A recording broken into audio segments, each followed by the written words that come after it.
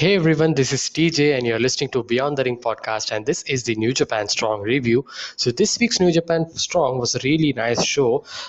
This was a culmination of the tag team Turbulence tournament, and the finals was between the Good Brothers versus the Violence Unlimited. This was a really dream kind of a tag team final, and when they announced this tag team Turbulence, it was kind of inevitable that the Good Brothers are gonna the Good Brothers debut and all, and it all makes sense. Good Brothers is gonna win this tournament, and that happened. And but that doesn't mean Violence Unlimited was actually took a loss like a squash or something, but they did a very lot of hard work in this match and very great work, and it was a really nice show. Apart from this, we had two matches as well. So we get into this show. The first match we saw was Kevin Knight versus Bateman. So we saw young lion going up against a 20-year veteran, Bateman, who is a twisted kind of very mentally psychologically different kind of wrestler.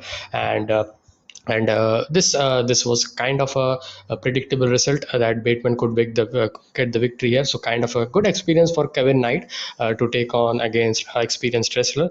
It was a nice match for what it was, and Bateman got the victory here by going for his finisher in the finish, but Knight actually countered into hit a body slam for a 2 count, and Knight went for a Boston Crab then, and but Bateman kicked his way through, and Knight landed a splash in the corner and a shoulder block for a 2 count, and Knight went for a standing frog splash, but Knight kicked out, and Bateman then hit a tombstone to get the victory, an easy victory I would say.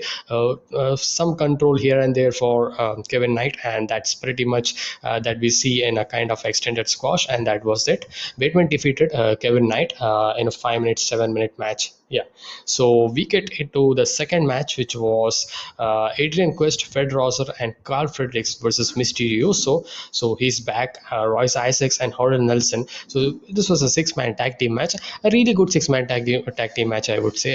Good action, and it actually dragged upon, I know, but there's another point that they actually had a lot of time to work upon, and the story was controlling Adrian Quest not get tag on Fred Rosser and Carl Fredericks, showing up the cohesion of Royce Isaacs and Rodel Nelson, not to slow down their momentum because of their loss that they had last week. They didn't got the victory, and they didn't actually advance into the finals. So Royce Isaacs and Aaron Nelson really are a good tag team, and they are in the rankings kind of that next in the one of the best tag team in the New Japan Strong in the America, I would say. And it was a really good tag team, as I said.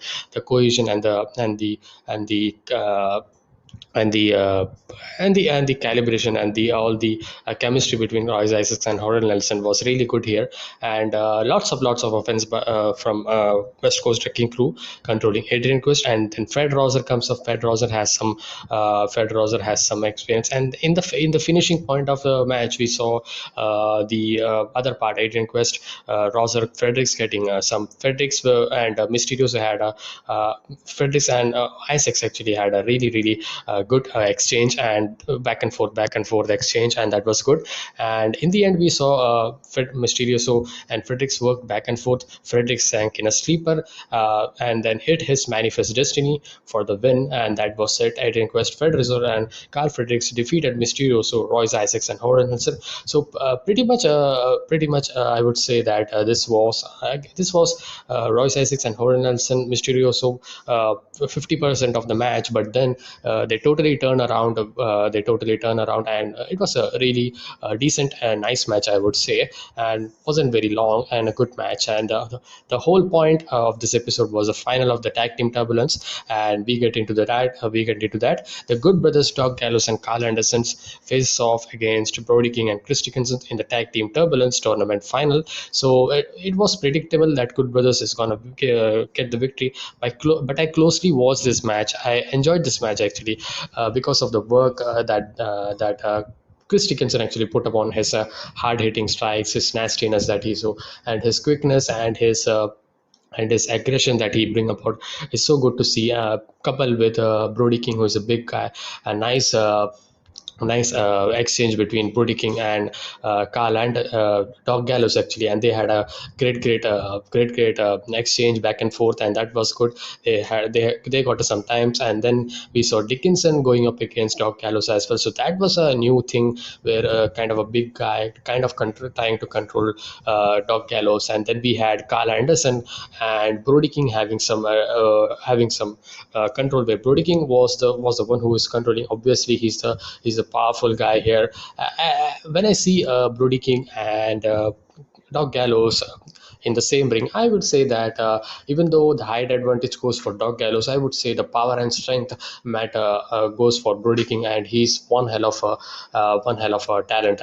Really great to watch Doc Gallows, Carl Anderson, and Violence Unlimited as well. I love both of the tag teams, and didn't have any problem if both of any of them could have got the victory here.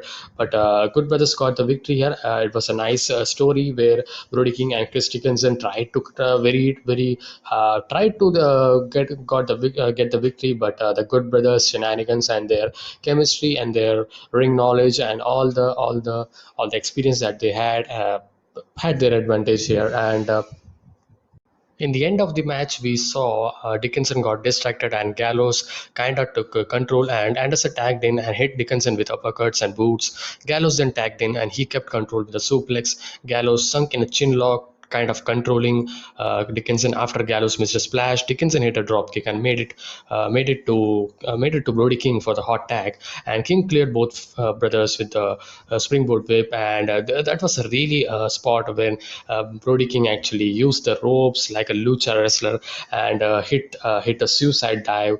So good, man, and had a apron jump as fell onto both brothers.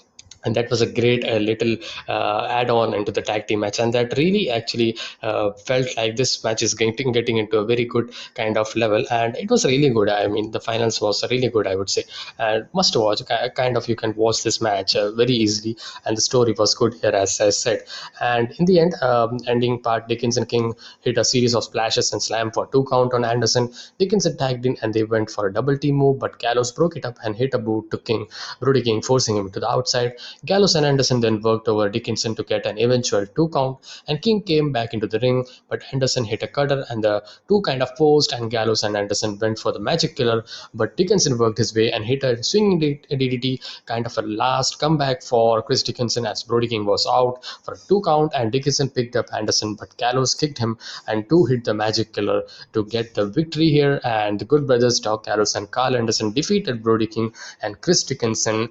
And we post match we saw them posing, and after that a New Japan official comes up. I think he actually gives a kind of a some kind of a memento for both Good Brothers, for both Gallows and Anderson. And then they actually had a small post match promo where they said they are coming for the IWGP tag team championships, whoever it is, we are coming here, they says, and they are highly deserving. I really want them to see them in the New Japan land. I hope you enjoyed this review, and this is a really good match, really good, nice ending as well to the tournament, and the whole tournament was a really fun watch, I would say, as I stated. And let's see how it goes for the next, and I hope they brings kind of this kind of tournament style. And I liked about this about New Japan, they do it so perfectly, and the story they to tell in the ring is very good. One of the best promotion that tell the stories in the tournament wise very well, not some kind of squash matches, but does mean something in every match. So I hope you guys enjoyed this review. Please make sure to like this video, share it with your friends, and subscribe to my channel for more wrestling content like this. And I will see you guys in the next one. Until then, be safe, stay energetic, and peace.